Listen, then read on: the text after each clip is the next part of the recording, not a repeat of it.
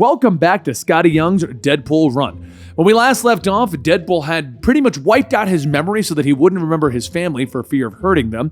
He then decided to start up a mercenary company once again and then basically hired a Celestial to show up so that he could defeat him so that he could look more important. He then went to Weird World for about 10 years before accomplishing a mission. Today we're going to be covering issues 5 and 6 of the Scotty Young Deadpool run. And if you're wondering where you are, well, you've found the Comicstorian channel where we bring a lot of the lore from your favorite pop culture, video games, comic books, and movies, break them down into audio dramas to allow you to catch up. If you enjoy this, please consider subscribing and giving this video a like, but at least wait to the end of the video because I want to know what you think of the video. It's Halloween time at the Fairwoods Mall in Croton-on-Hudson, and everyone gathers around to watch the seniors' Halloween Mall Walkathon. Deadpool yells, "You all can't see it yet, but my girl Ethel's got this. You hear that, Ethel? I got a lot riding on this. Don't you let me down, girl." Ethel walks by shaking her fist telling Deadpool, "You can shove it up your little..." Costas then says, "Look at that. Old Della's got the eye of the tiger. She's gonna walk those winnings right into my pocket." Deadpool grumbles stating, "Ethel just needs a little pep talk, and I'm about to go Coach Taylor the hell out of her." Deadpool runs up, "How's it looking, girl? Where we at?" And Ethel looks at her pep step and says, 25,349 steps. Deadpool then says, "That feels a little off pace. Are you off pace? Because I think you're off pace." She begins to shout, "There's no we in this. I'm the one who's walking with hip replacements, a knee replacement, and corns the size of your saggies." Odella then says, "For someone who's won the last 4 walkathons, she sure makes a lot of excuses." And Ethel turns back asking, "You got something to say? I've never seen you place higher than 5th. You want to talk smack? How about you?" Just then Ethel stops in place choking. And Deadpool asks, "Did she just have a heart attack?" Costas then says, "Well, it looks like your runner's out of the game, which makes me the winner, so pay up, Deadpool."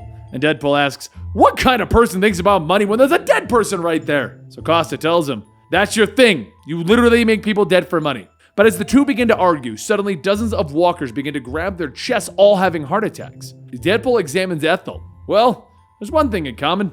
And he throws a knife, cutting off the pep step from one of the runners, stating, "That's what's killing everyone." The old man Deadpool saves just starts to tell Deadpool that he can't thank him enough and he would like to give him, but Deadpool interrupts him. "Mick, I'm gonna have to stop you right there. Everyone don't panic. I've solved it with my keen intellect and razor-sharp detective skills." Costas then says, "Or you could have looked at the pep step and saw the ominous lightning bolt on it." Deadpool tells him, "Oh, come on. Either way, we found the source of the problem, and everyone's gonna be fine." Just then a voice calls out stating, "That's what you may think, but be warned. Don't count your chickens before they hatch."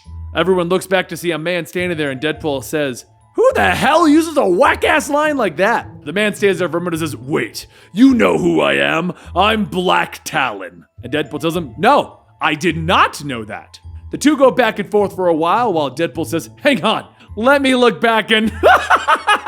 So Black Talon asks him what's so funny, and Deadpool holds up his phone with a picture of Black Talon in a chicken mask stating, "Now I remember."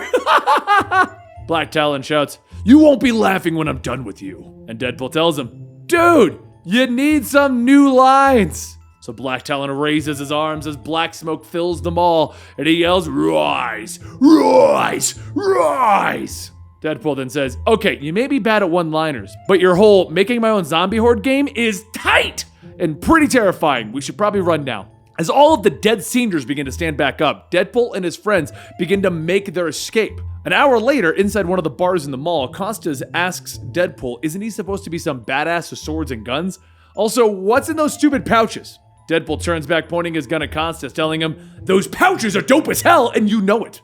And while they're at the question-asking part of the night, "What are you doing with all those bottles? Cooking up some meth?" Costas tells him, "Actually, I'm making my signature drink. Try it." So Deadpool takes the glass. "So help me, if this drink tastes like holy sweet angel bacon, that is one outstanding cocktail." As Deadpool starts firing off his gun, Odella tells Deadpool to stop that or Samuel will hear and bring the zombies down. So everyone stops and Deadpool looks at Odella.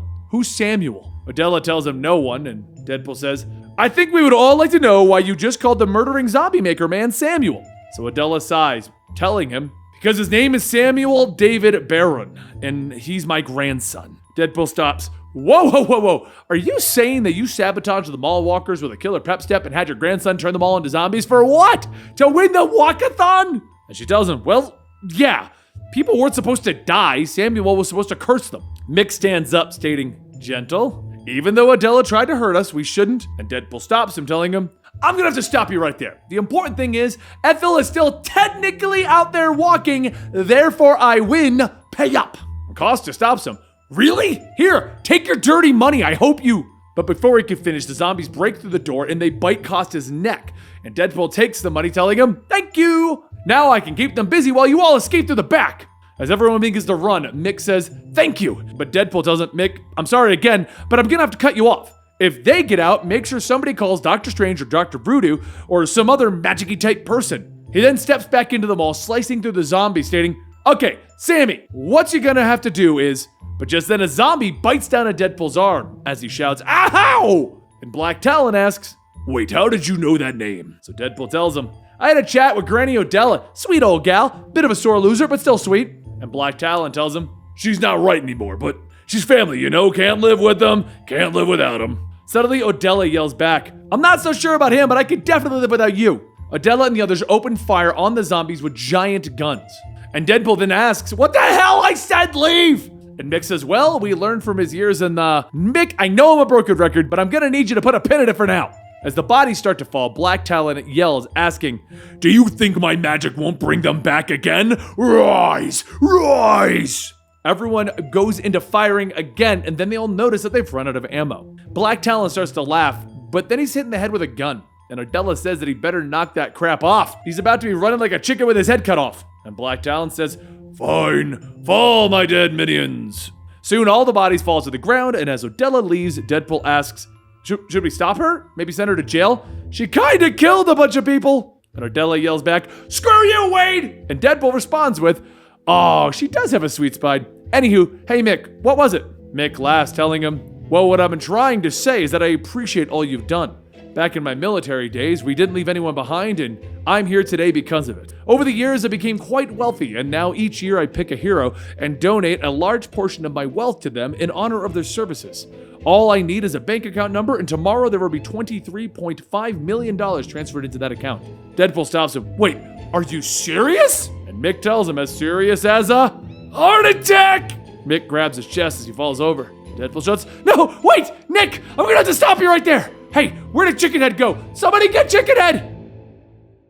Everyone has an off day here and there, even heroes, and our favorite mercenary Deadpool is no different. As he wakes up in his New York apartment covered in blood and vomit, he falls off of his bed when he hears his phone going off. He tries to ignore it, but it's buzzing like crazy with messages, and he finally gets up to check it. Negasonic has sent several messages telling him to wake up, and he responds asking, what does she want? She asks, what? I text before the sun is up, no witty reply, no adding words to my name, kicking at the dead horse a few more times, what gives? So Deadpool emoji sighs that he's not feeling well today, and he doesn't have any funny in him, and no, he's not coming in. She sends a text back telling him that's fine, but before he starts his mope-tastic day, just know that some whack job came here talking about killing him. He might not be feeling it, but just wait until she tells him the guy's name. Before Negasonic had sent him another message, Deadpool's window shatters as a bullet shoots through and into his phone. He looks out the window at the crosshairs as an assassin in an altered Deadpool mask says, now that I have your attention, it's time to die.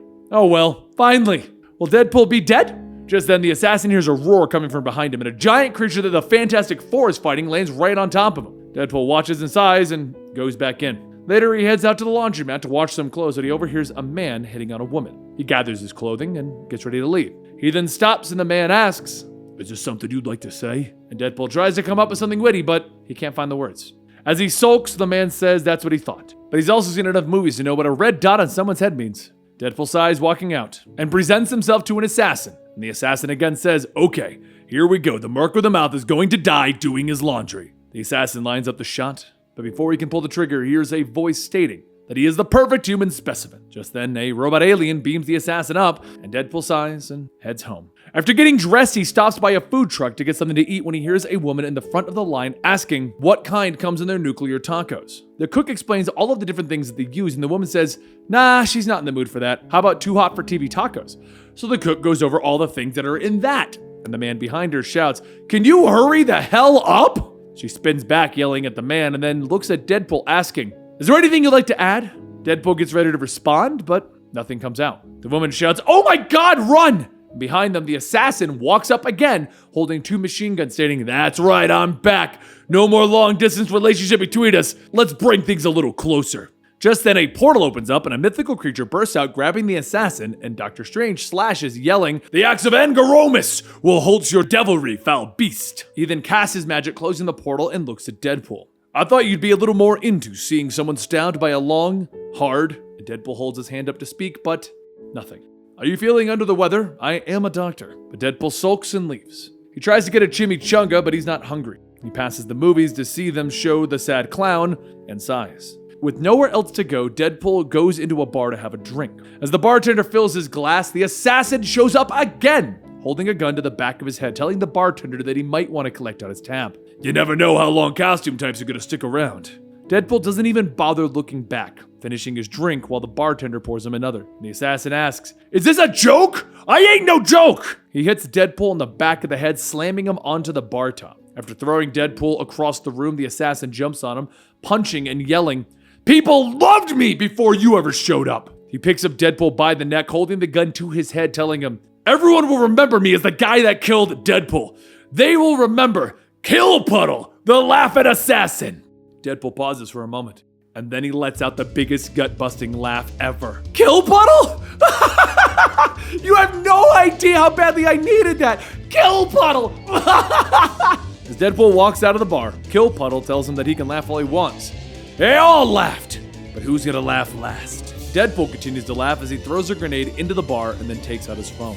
As the building explodes, he sends a text to Negasonic. "New phone, who dis? JK. Though this is a new phone, last one got shot. Anyways, wait to hear the name of this clown I just blew up." And now that we've concluded 5 and 6, it's time to move on to the next couple of storylines of Deadpool, so make sure that you subscribe to the channel so that you don't miss the Deadpool continuation. I know some of you guys really enjoy the Deadpool videos, so of course you're going to want to see that. Give this video a like if you really did enjoy it. Don't forget to share it with your friends, and I'll see you next time right here at Comicstorian.